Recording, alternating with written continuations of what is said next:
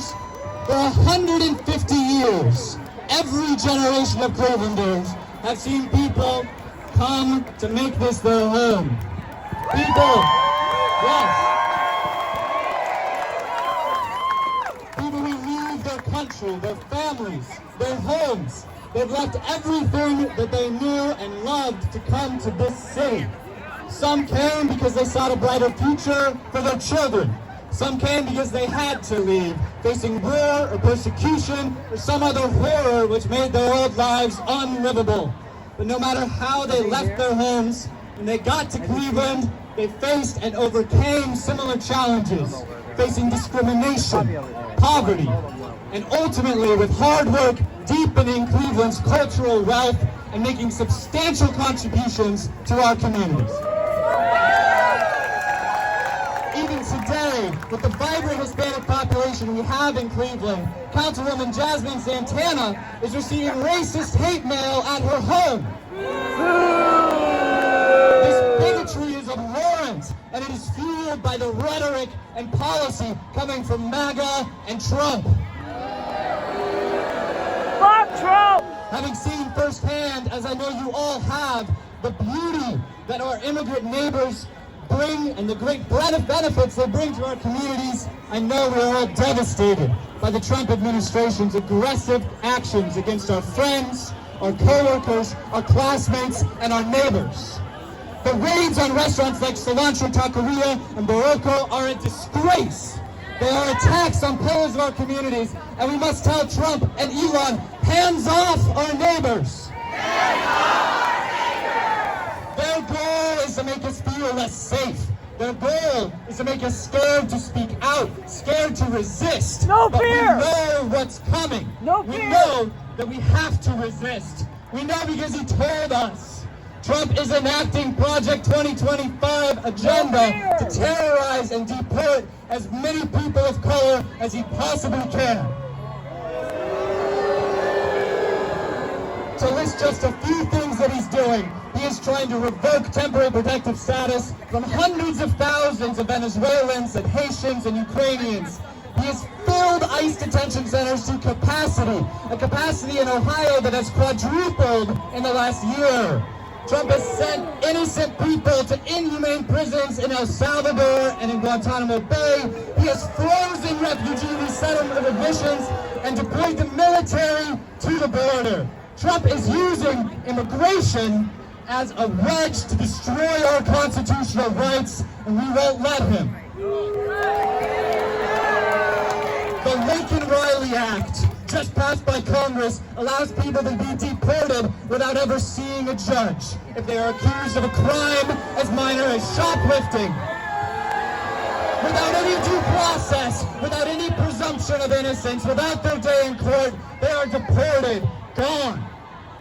They are stripping us away of our due process, and this is disturbing, especially because 3 Democratic Ohio lawmakers voted for this bill in Congress. Craig Landsman, Amelia Sykes, and Marcy Kaptur all voted for this bill.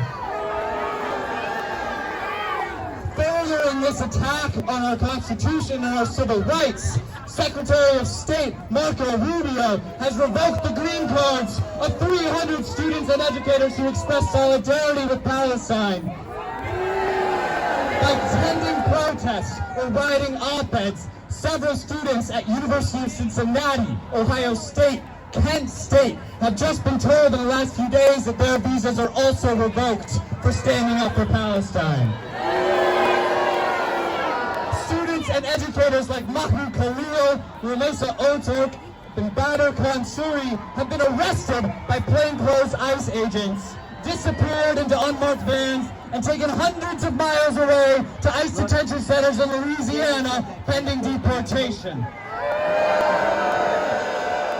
And right here in our own backyard, 11 Case Western students have been charged with felonies for protesting for Palestine. Case Western is using the same rhetoric to justify these egregious charges that the Trump administration is using to justify the deportation of these advocates. When our Ohio Democratic reps vote to eliminate due process for deportation, when our local universities criminalize student protests, we are normalizing and collaborating with Trump's agenda. These actions are not taken in a vacuum. They are all intertwined. We must stand on our principles all of the time, not when it is politically convenient. We must hold our representatives and our institutions accountable. I thank Shontel Brown for voting no on the Laken Riley Act. And I ask her to sign the letter demanding the release of Mahmoud Khalil. I ask you, do we stop caring about our neighbors when they're undocumented? Do we stop caring about our neighbors when they're Palestinian? No! Do we stop caring about our students when they protest? No! We know that when they come for one of us, they come for all of us. This rally is just the beginning. You need to speak up for your immigrant neighbors. Speak up for your trans neighbors. Speak up for everyone who is under threat of deportation or imprisonment or death under the Trump administration. No one is coming to save us. We have to save us. I would like to quote my dear Cleveland Heights childhood friend, Cooper Andrews, who was killed 2 years ago this month while fighting with Ukrainian anarchist forces in Russia against Putin's aggression. He told me, "I know the world is scary right now, but the future is uncertain and will be determined by how hard we fight for it." Cooper was right, but we cannot fight for it alone. I am asking you right now to join an organization. Make a commitment, whether that's one of the orgs that is sponsoring this rally, Mobilize the Vote or Indivisible, whether that's your local Dem clubs or the Cuyahoga County Progressive Caucus or the Women's Caucus, whether it's volunteering with a group based around an issue like Americans Making Immigrants Safe or the Interreligious Task Force on Central America, or whether it's joining me with the Democratic Socialists of America Cleveland chapter, it doesn't matter. You need to join an organization. You need to get involved.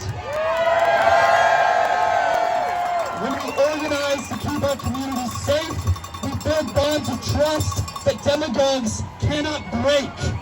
When we organize, we tell Trump and Elon to keep their hands off our communities. When we organize, we win. So let's fight for the future we want to see. Let's build a strong community that is not afraid to resist. Let's build a community where we protect each person as we protect the whole. Join an organization. Abolish ICE and free Palestine. Thank you.